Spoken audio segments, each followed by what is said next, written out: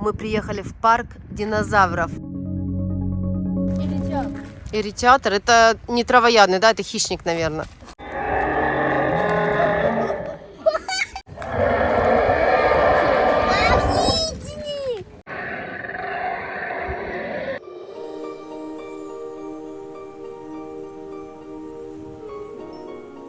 Я не могу понять, за что такой безумно дорогой вход.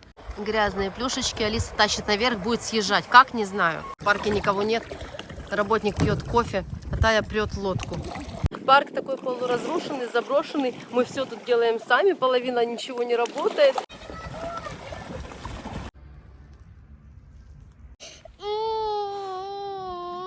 Короче, разочарование. Парк такое. Снимаем антирекламу. Я вам сейчас покажу дорогу к этому храму. Мы сюда поднялись, развернуться нельзя, разъехаться ни с кем невозможно. Едем дальше. Куда-то в лес. В такое узкое место, я не знаю вообще, как я оттуда выйду.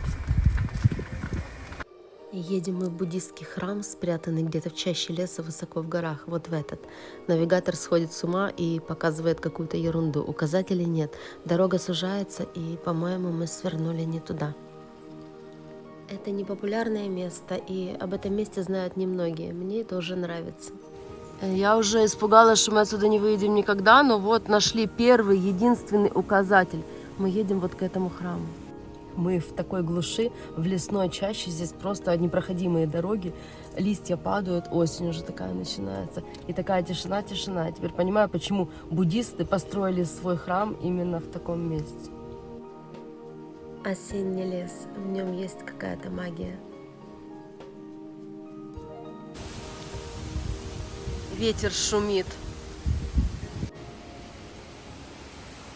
Мы все-таки поднялись сюда, это парковка. Дальше дороги нет, и дальше мы идем пешком.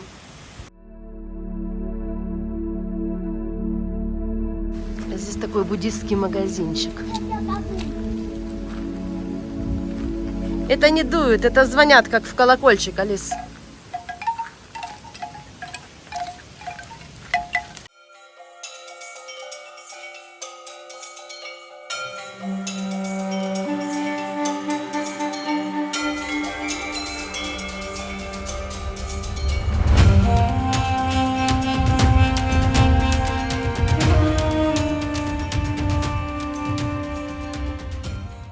Человек, которому очень интересно это место, интересен магазин буддийский с сувенирами и вообще храм, да?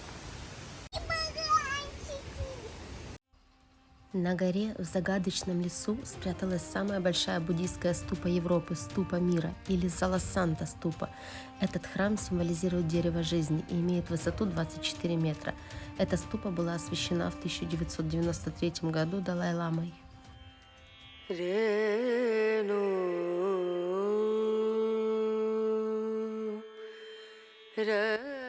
Будда говорил, тот, кто обходит ступу, будет свободен от 8 неблагоприятных условий, переродится в благородной семье и будет владеть большим богатством.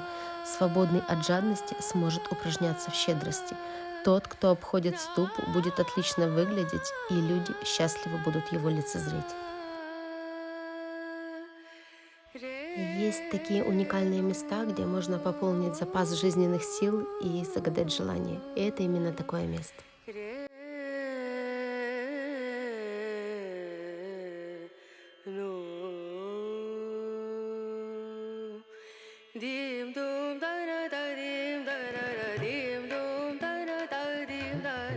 Пока я брожу вокруг ступы, у детей тут свой собственный дзен.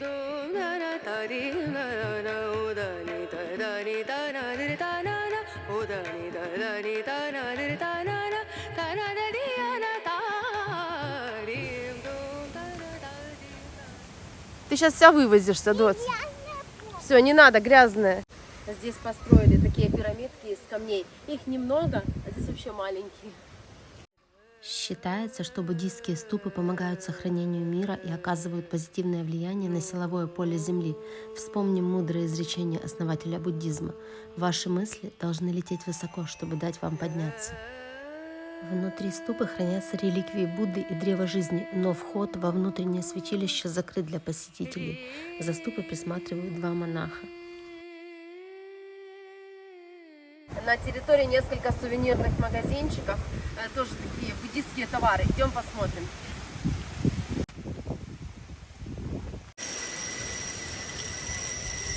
Музыка ветра.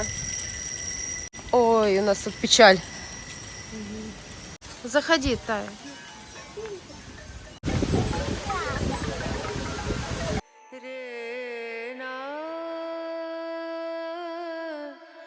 На территории есть вот такое отдельно стоящее здание для медитаций. Показывай свои сокровища. Это желуди маленькие. Сейчас проверим, открыто или нет. Написано, что в обуви нельзя. А ну давай, открывай дверь. Можно зайти или нет? Человек разулся уже. Можно.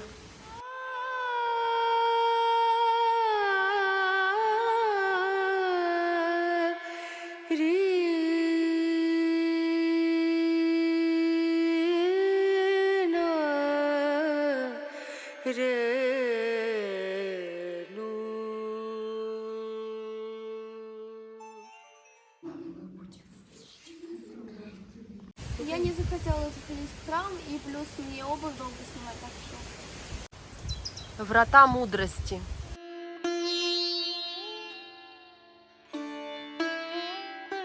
Сейчас покажу, что я купила. Так. Это Гений, он любит такие штучки на руку. А я себе, держи пакетик. Держи. Пляжную подстилочку.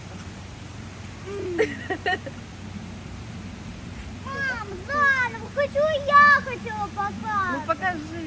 Нет, это ты показала. Папа, это мы тебе везем, но он больше ко мне подходит. Мы снова пробираемся через загадочный лес и хотим сейчас поехать на озеро Хевис. Последний день у нас, хотим поплавать.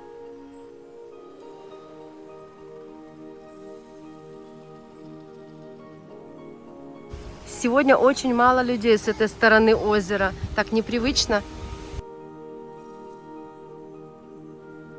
Утенок маленький плавает один.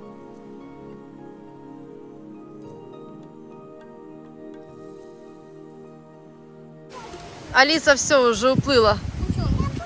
Здесь так классно с этой стороны, вообще никого нет. Холодная. Холодная? Сюда источник прибивает. Значит, надо переходить в другое место, да?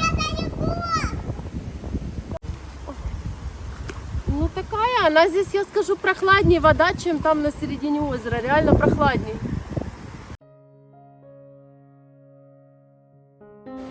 Переходим мы в другое место. Тая сегодня вообще не хочет плавать.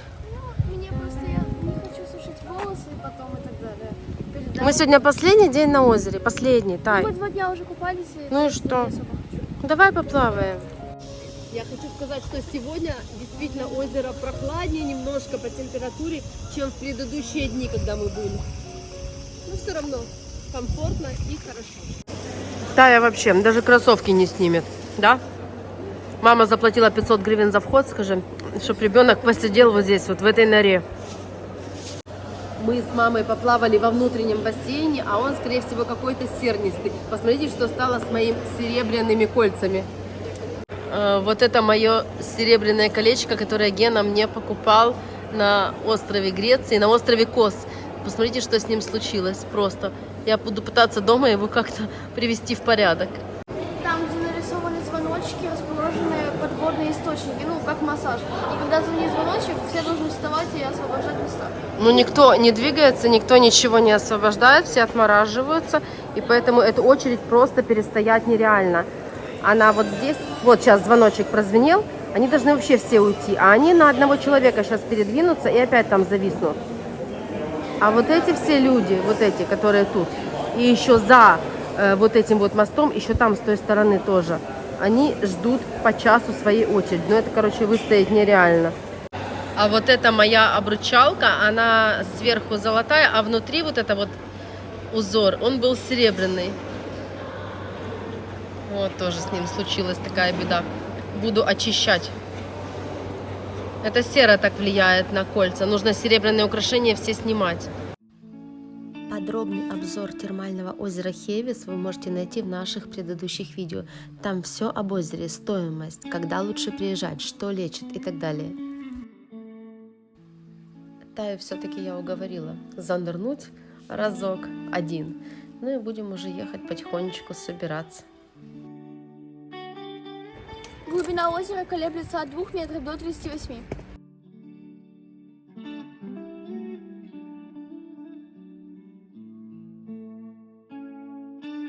Это самая дальняя сторона озера, и сюда почти никто не доходит. Сегодня намного меньше людей, и хорошо, мне нравится сегодня больше, чем в те дни. Мы пробыли здесь почти неделю, на озеро ходили через день. И я скажу так, что мне очень понравилось это место, вот прям мое-мое. И температура воздуха, и условия, и сам вот этот городок Хевис, он такой какой-то уютный, приятный. И я очень хочу еще раз сюда вернуться, возможно, в следующем году. А сейчас уже дело идет к вечеру, мы собираемся и хотим этот наш последний закат в Венгрии встретить на озере Балатон. Кёсхель – это один из 3 самых больших городов, расположенных на озере Балатон. Сюда можно добраться на поезде, но мы приехали на машине. Сейчас мы хотим выйти на набережную и проходим через какую-то каштановую аллею, такую осеннюю. Вот что мы нашли, кроме гриба.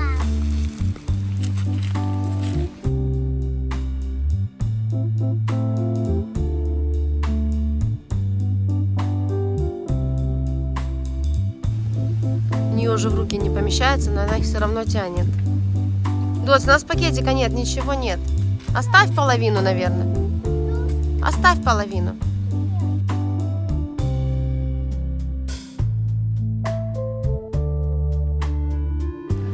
Мы вышли на берег Балатона. Здесь так красиво. Люблю такие места. Я сначала не поняла, почему тут все в воде, можно сказать, а это, оказывается, отлив, и вода покрывала весь этот берег. Еще Ушла вода, да. Вот, следы, да? В Венгрии нет моря, хотя до конца Первой мировой войны эта страна имела выход к Адриатическому побережью. Но, видимо, так сильно мечтали местные жители о полосе песчаных пляжей, что назначили морем озеро Балатон. Здесь есть отличные пляжные курорты с развитой инфраструктурой, и множество туристов приезжают каждый год на Венгерское море. Волны, здесь волны! И мелко. Берег классный, песчаный такой.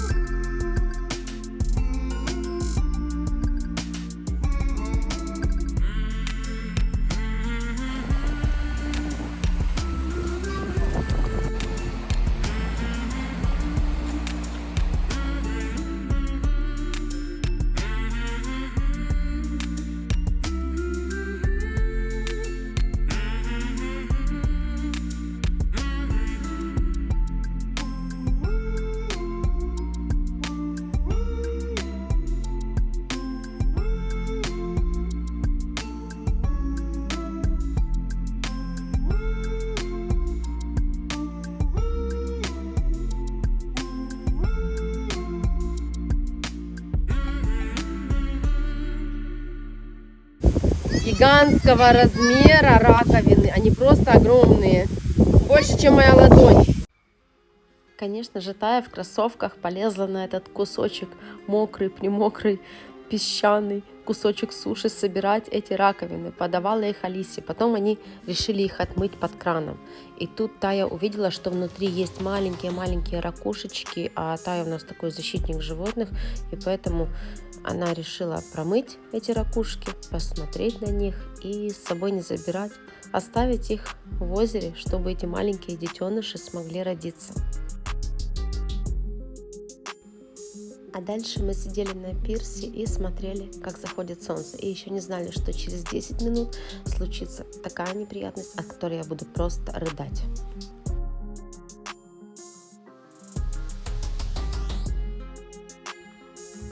Красивый вечерний Балатон, и здесь такая своя атмосфера. Я хочу еще сюда вернуться.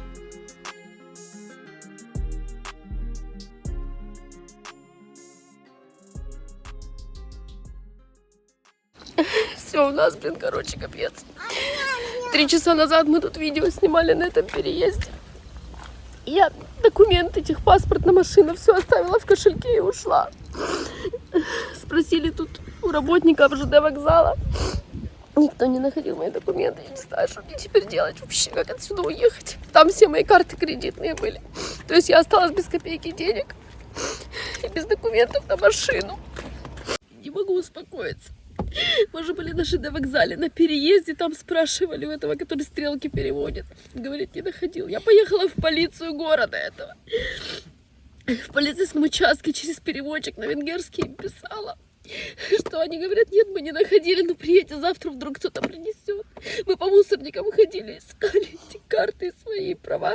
Думали, что, может, кошелек дорогой. И кто-то нашел, а там денег не было в нем. И решил забрать себе кошелек и взял все мои документы, выкинул куда-то в мусорке. Мы ходили вот это вот 2 часа искали.